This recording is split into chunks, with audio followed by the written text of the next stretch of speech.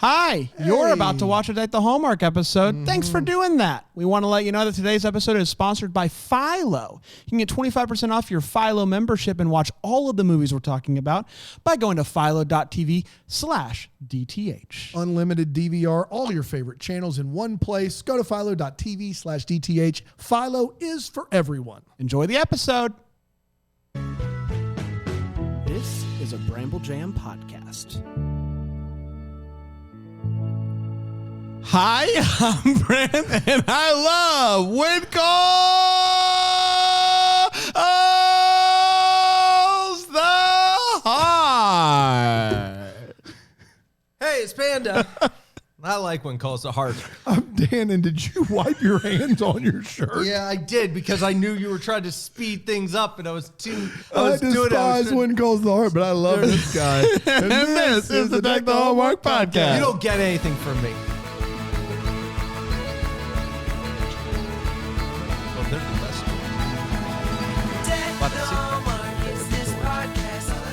Hello, everybody. Hey. Hope you're having a wonderful day. When Calls the Heart.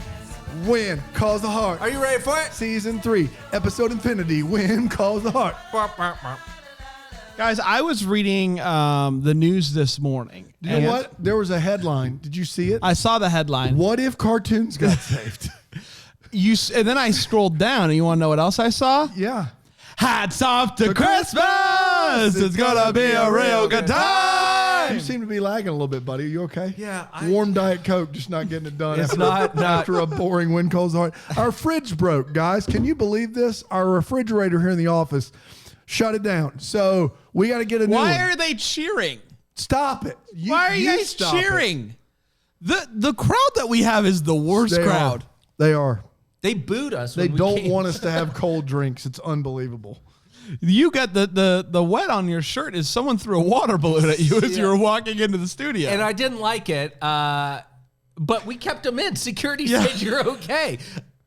I don't think our security likes just one water balloon. It's a 3 water balloons are out policy. And that's on us for writing that policy. It's a bad policy. I don't know what to tell you. It was late one night. We're like, what do we do if someone throws a water balloon? Ironically, if you throw mayonnaise, you can stay in regardless. No matter how many times. There's no limit. Why are you telling them that? Oh, boy, they brought the mayo. Somebody brought Dukes. What? Oh, boy. We're talking When Calls the Heart. Sorry, sometimes I just have to prepare myself. We're talking When Calls the Heart. We are in season 3. And the good news, boys, is that it was a short boy today. No long boys left for the rest of the season, and that's very exciting. Yeah. After last year, it feels like, or after last season, it feels like, whenever it's a short one, you won the lottery. Yeah, but it's a lottery that you're still not entirely sure you wanted to win. You know what I'm saying? It's like if you won I don't know, $20, but you're somehow punched in the eye. Yeah, I tell you what it's like. It's like after the first year of the marathon when we did the 25 hours, it was like the feeling when you finish just the 20 hour that we did the second year. Like you're still exhausted and feel like it was a bad decision, but nothing near how it was the previous year. Yeah, sure. It's like winning a scratch off, but you're far away from where you got the card. And you have to decide. What do you mean you're far away? Like the card's far away from you, or you're far away from... You're far away from the gas station that you bought it at. Who cares? I thought you have to go back to the gas station. You can cash it in wherever you go. You're far away from every gas station. I'd say once you have a lottery and you ticket, only won $3. You only won $3. And you got to figure out, you have to decide. For me? And you have to... you're going to have to go back into civilization. No, you have to turn it in by the end of the day. And you have plans. You have plans in the middle of nowhere. Walk me back here. Okay. I will... This is a situation where you want a lottery ticket. Let me give you this scenario. Mailed to your house. No. You live on the frontier. No. It's far away from all gas stations or lotto acceptance I can tell you places. exactly what happened. Okay. And it's due at the end of the day. Yes. It's January 16th. Okay. 1999. Okay. You buy a lottery ticket, a scratch off, and you put it in your back pocket for later. Yeah. He then hands you your cigarettes. Yeah. You get those. You walk outside the gas station. You said, I'm quitting. You throw out those cigarettes. Yeah. You go to a bar to celebrate. Okay. You go down to Fitzy's. Fitzy's. You have one too many. Rig Fitzy's. brings you back to your apartment. The next day, you remember, I have a wedding in San Francisco. You fly across the country to San Francisco. Okay. In the process, you get word that your cousins are in need of some help on the farm. And you have to be there for the rest of the year. Okay. Or else they're going under. They're going under. So you decide, you know what? I'm going to skip the wedding. I'm going to go to the farm. Where's the farm? The farm is in the middle of nowhere. Okay. That's not important. You get there. It's very important. You get there. You're going, and it's a whole thing. It is December 31st. You're done with the farm. And you finally go in to put those pants on that you rode into town on. And you reach in your back pocket and you find that lottery ticket. And you're like, oh my gosh, I totally forgot that I had this. You scratch it off. You won $5. This is great news.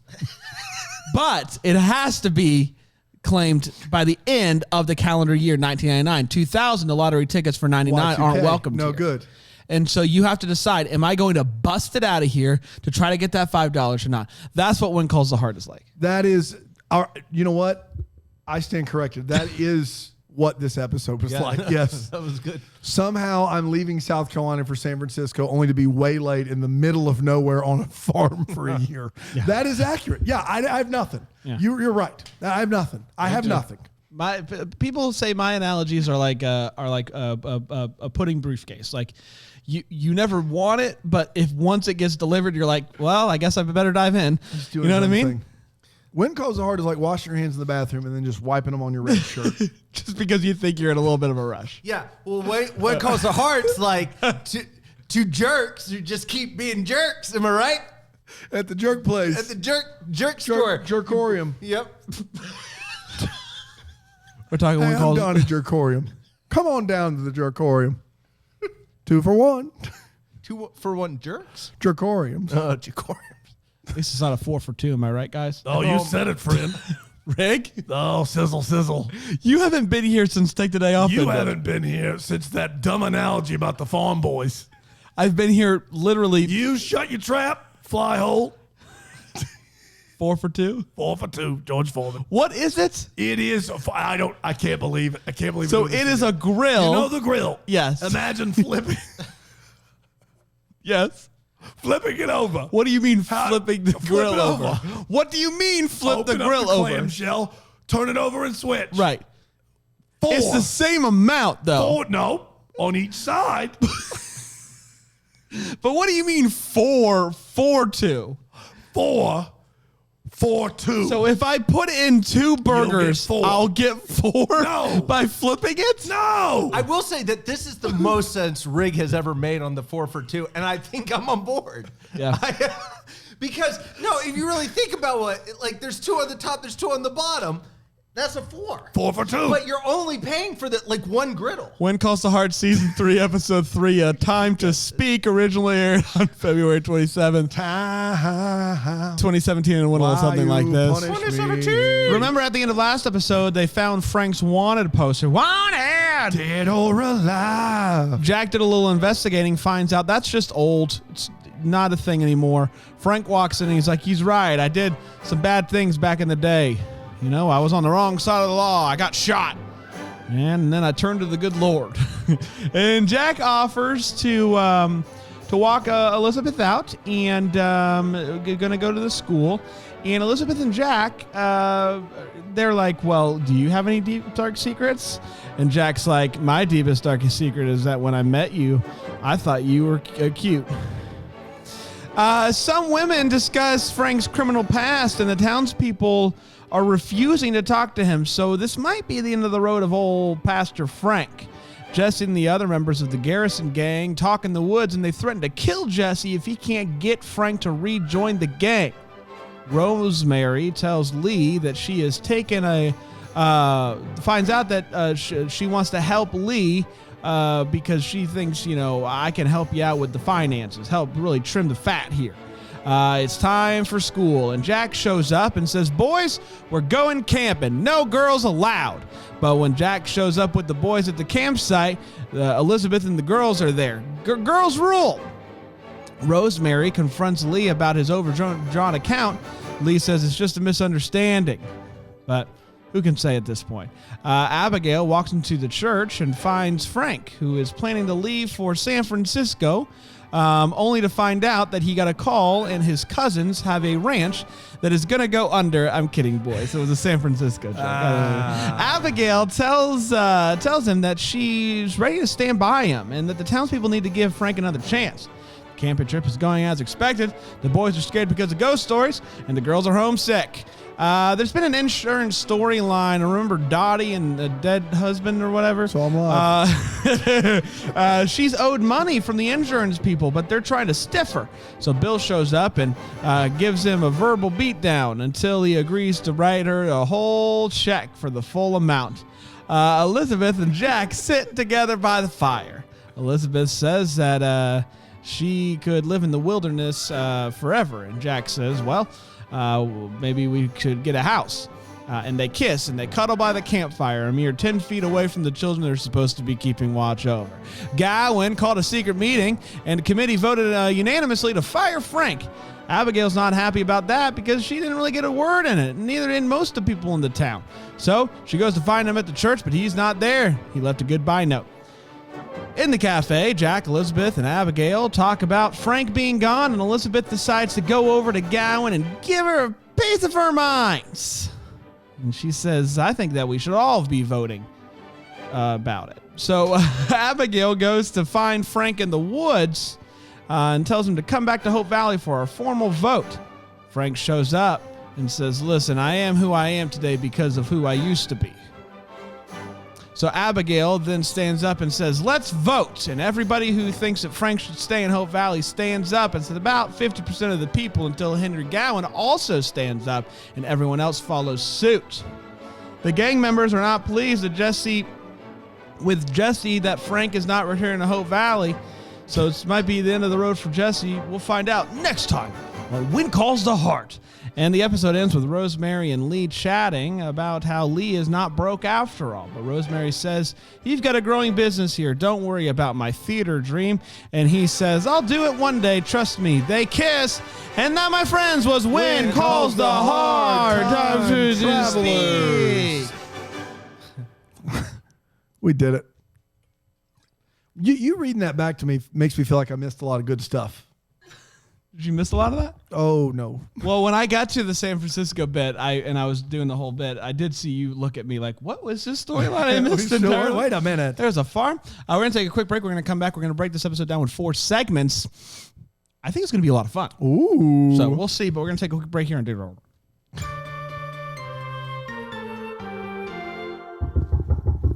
Hello?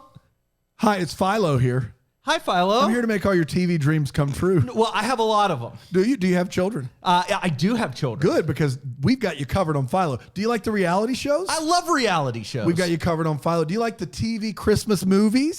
They're my favorite. We've got you covered on Philo. Do you like a DVR that's unlimited? Unlimited? You heard right. Well, oh boy. Well, what could be even better than that? A discount. 25% off the next 2 months if you join right now. Right now? Right now. Well, how? Philo.tv/DTH. I know I'm at your door, but you still have to go to the website. Philo.tv/DTH to get your 25% off. Philo's for you. It's for everyone. Hey, everybody. We have a lot of fun here at Deck the Hallmark, and I know that sounded like a fake conversation, but what's not fake is that deal. Philo.tv/DTH. Zingons. Was that a Rig impression? I don't know. I love that people do Rig impressions. Yeah. Like for him. I think For it him. bothers Rig, but I love it when it people does give it bother- their best go. Yeah. Guys, we're talking about One Calls the Heart, Season 3, Episode 3, A Time to Speak, and it's time for us to speak about that episode with our first segment of 4. First of 4. It's a 4 for 2, and it is the Hot Take. Panda, what do you think about this episode? Bill Avery's character is baller in this episode. Like he stares a guy down, and it was just. And then we had a big kiss from Jack and Elizabeth. I'm talking, this is their best kiss they've done this easily. It's not even close. And you got some mystery going on. So here's the where mystery? I'm at. The mystery is Pastor Boy going to go back? Or go with the gang. What's You the mean gang going Frank to do? Hogan? Yeah, that's what I said. I said Pastor Boyd is what you said. no. I called him Pastor Boy. Oh, okay. He was a pastor boy. He said, I love Jesus, boy. You need to study up the word. I got my Bible, son. We're having so much fun preaching the word. Anyway,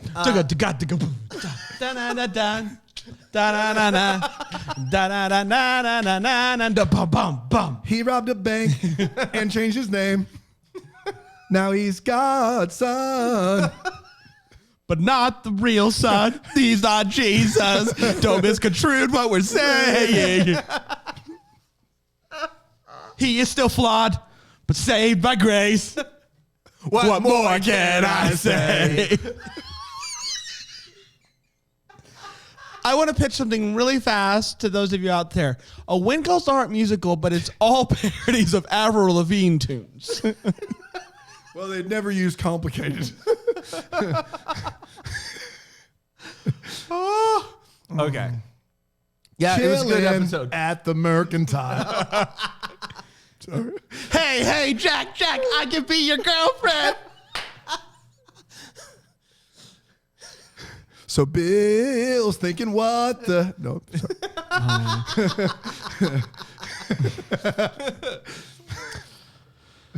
Was that it? I mean, this episode is the best we've seen in a while. Really? Wow. I think it's reminiscent of season 1 for me. Give you a hand. No, I agree with Panda here. We got a few things going for us here. We have Bill doing Bill stuff. Yeah. Bill's at his best when he's being a BA. You know what I mean? Yeah. We've got Jack and Elizabeth Doing their thing. by the fire, kissing, regardless of what they're supposed to That like. kiss moved this to a TV PG. Woo! Like, That was big it was steamy. They big did a little time. nip at the end. It was good stuff. Yes, they did do a little nip at the end. Now And, we're TVMA. Yeah. And Calm it down over there. you know, we got some drama with Frank. I will say the storyline that has continued to just bum me out is the Lee and Rosemary. Rosemary and Does Lee. Lee owe money? Does he not? Do I he care? doesn't. How I about like the that. bigger storyline of them where they just do the same thing every episode? She bothers him all episode, and he's like, "Oh gosh, I love you." It's ever like this is not television. It's basically like, what are we going to do with Sheldon on The Big Bang Theory this week? It's like Rosemary and Lee. They just do one thing. We just spin the plate again. But it's actually less entertaining than Bazinga somehow. So I just like it's just not good. It's Rosemary and Lee are just like the albatross of this show right now. It's fair. What do you think about the episode? No, it's bad. It's bad. I mean, like you're having me compare it to bad, and so you know it's better than season two. Bad to bad. What's it? What do you give it? On I the don't bad think it was scale? any better than last week's episode. But I think it's better than season 2. But there were a lot of long boys in season 2. A lot of flyovers where we stopped at the cousin's ranch but never found the lottery tickets, if you know what I mean. I know exactly what you mean. So, yeah, I it's not good. I mean, I still hate it more than anything else that I do all week long. So, yeah, there you have it. There's my take. Pudding briefcase. Can you walk me through when you said that? It's a pudding. That's what I said. Pudding Pudding. briefcase. So like someone shows up, gives you a briefcase, you open it up, and it's pudding. I love that. Yeah. I would be in on it. Yeah. But you're not expecting it. No, and I don't You're know. not asking for it. No, but it's if fair, I got, and so I guess what's the pudding though? chocolate. Yeah, you see, if it would have been like banana or like You like a banana pudding? I love banana I know pudding. people like banana pudding. It's I not love my it, jam. man. No. Cookies and cream. I could have done a cookies. Pudding's and cream. not my joy. Oh, I'm all about some pudding. The thing about banana pudding is that the variance on it is massive. Yes, it is. Depending on where you get it and who you get it from. Most banana pudding has this very weird, like soggy vanilla wafers and fake banana flavor that I hate. But like occasionally, Have you tried Clara O'Nagley's? dude, the entire O'Nagley family's dead to me. What they do? Well, I don't want to talk about it. You're They with make me. great pudding though. No, they no. do. Their pudding is very good, but I'm with Dan on this one after what they did to him. No, but they won the pudding off. Now, the putting off is in 2 stages. Yeah. One is putting, and another one is putting someone off, just being like, get out of here. And it's an insult thing. Yeah. And is that what happened with you guys? The O'Naglys won the putting off. To do with the putting off. I'm totally happy they won the putting off. I just can't speak to them again. Are you? Kinda. It's time for all the feels. The first show we talk about what in this episode gave us feels. Panda. How about that kiss? Oh, boy. I mean, come on. Nip and all. You can't say it like that. Well, I think you No, they absolutely both did. can. Yep. I think you absolutely If can. you took that clip in a vacuum, though, we sound really bad. I'm just saying. It's when you nip at something. I know what it is. I don't know what you want from We're not sounding any better. I want you to sound better is what I Look, want. it's like, nom, nom, nom. But they won the putting off fair and square. They did. The O'Naglys did win the putting off fair and square. I'd never say What otherwise. happened after that? You don't want to talk. I don't want to talk about Just it. share. No, we don't have time for this. Yeah, the kiss is mine as well. Mine as well. All right, we're going to take a quick break. We'll come back. Did we make time for the story or no? We'll see. Okay. We'll be right back here now.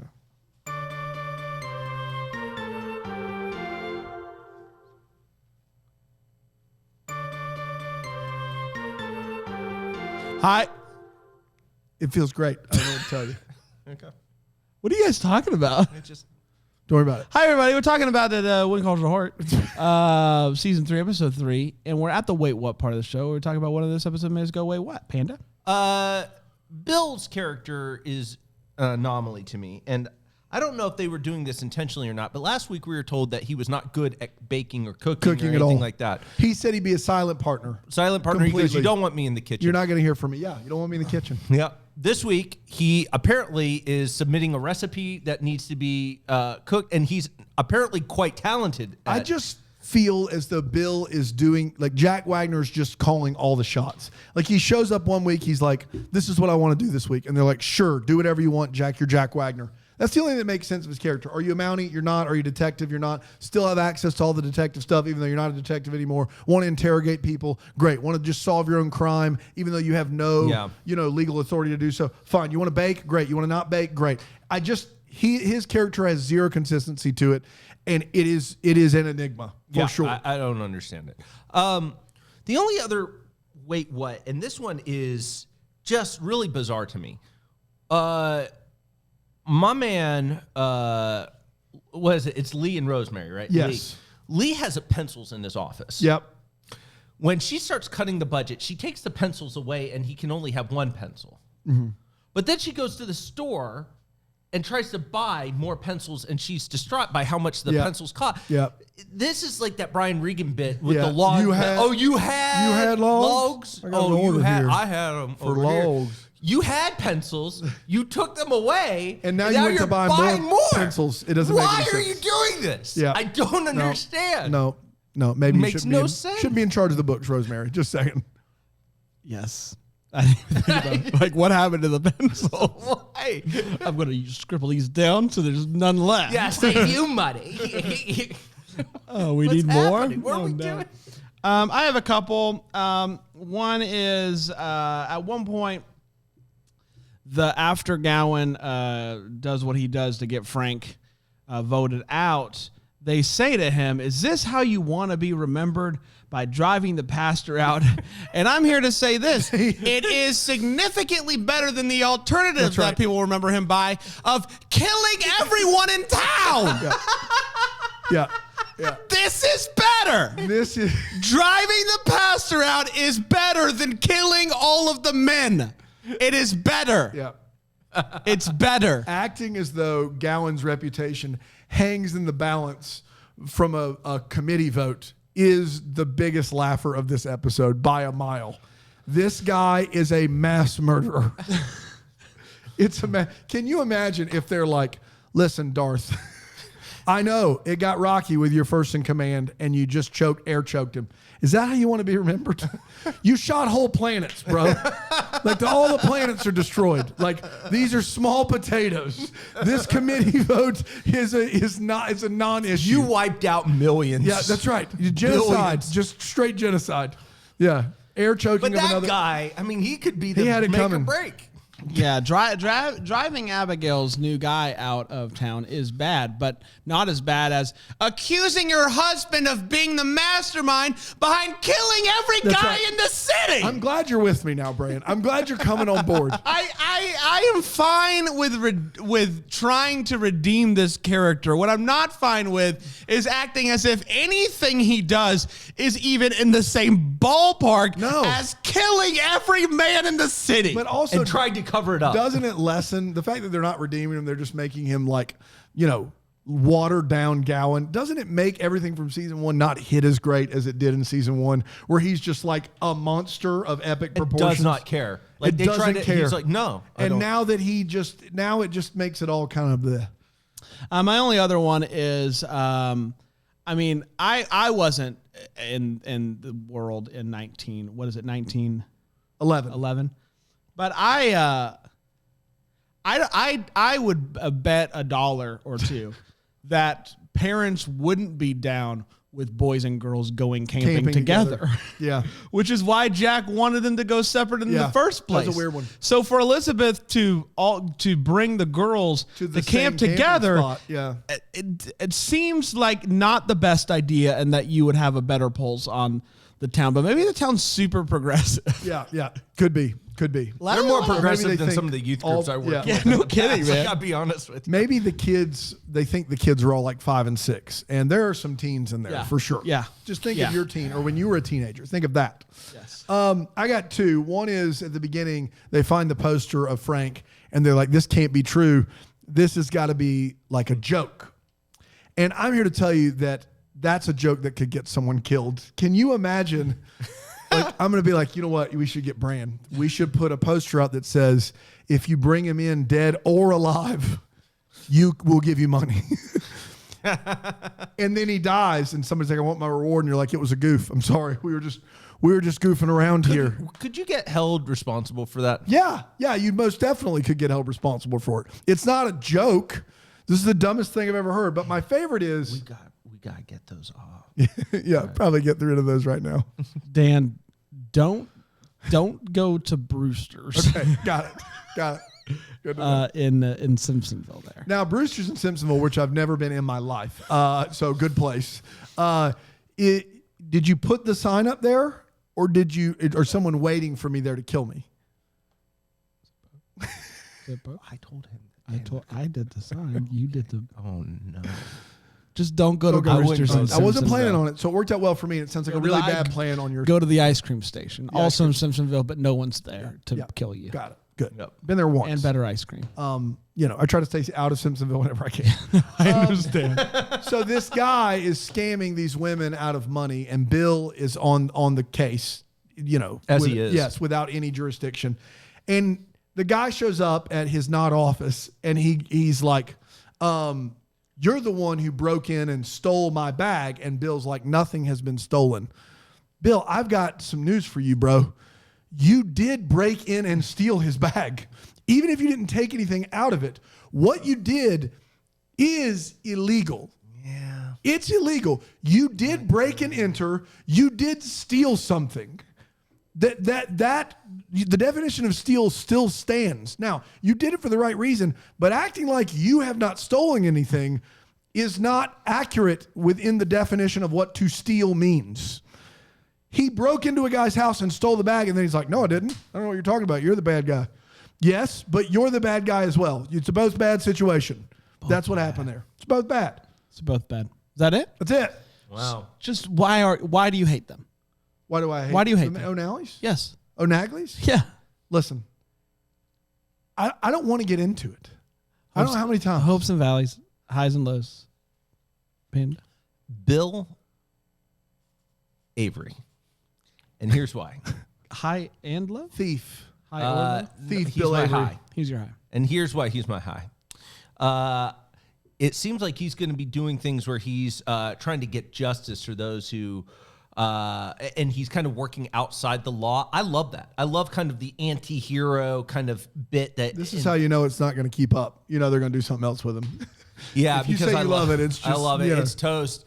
That said, love the premise of it, and I hope they continue it. That's my hope. My valley. Gowan's character. I'm so disappointed with Gowan's character. He's now folding like a lawn chair. He acts like he cares what people think. It just doesn't make any sense. And it's a shame because I think it would be really fun to have him being standard bad guy, but now Bill Avery working outside the law. Yeah. What you're thinking of is a better show. My hope is that with Frank staying in town, there might be a little Love triangle, but like a BA love triangle, because Frank's killed a man, I think. Yeah. And so is Bill Avery. And Bill's also killed a man. So we got a couple of killers vying after someone who has broken the law herself. Everyone in the 1800s actually killed a man. Yeah.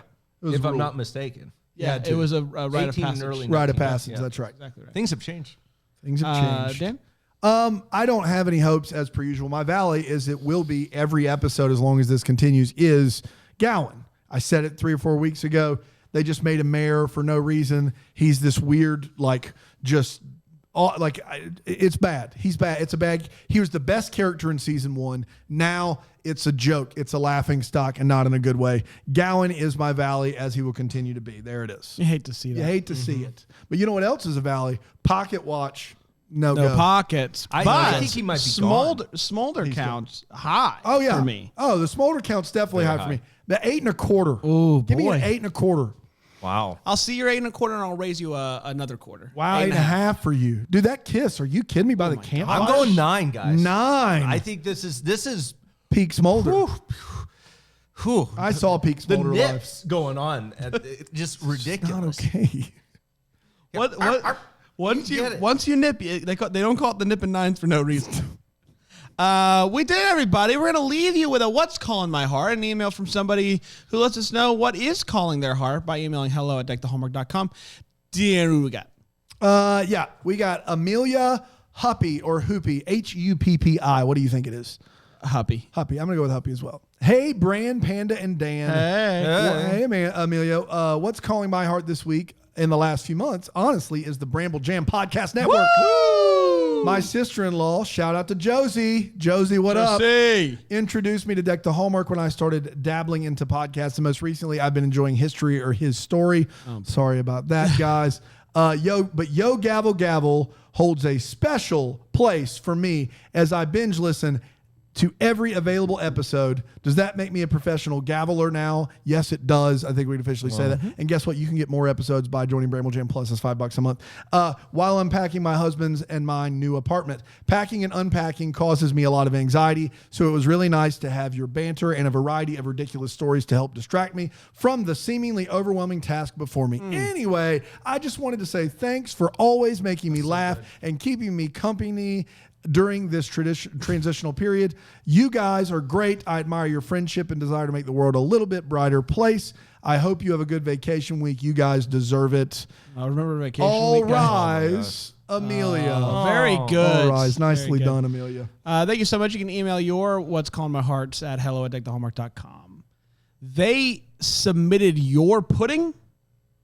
I didn't want to say it. I was trying to be a better guy. The O'Nagleys stole my pudding and they submitted it into the pudding off. And you know what? That's how they won the pudding off section.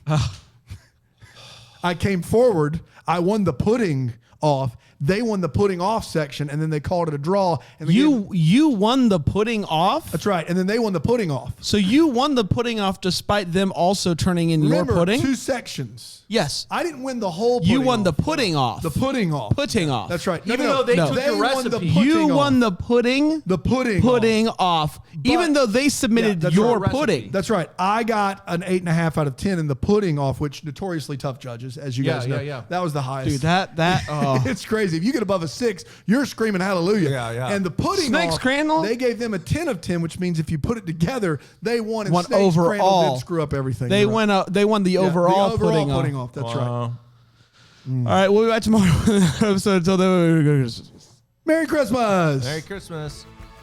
Deck the Hallmark's a Bramble Jam podcast. It's presented by Philo TV. It's produced by Brandon Gray and recorded live in, Greenville, South Carolina. Set decor is by Plum at Haywood Mall. For more information on Deck the Hallmark, you can go to decktheHallmark.com. For more information on Bramble Jam Podcast Network, you can go to BrambleJamPodcast.com.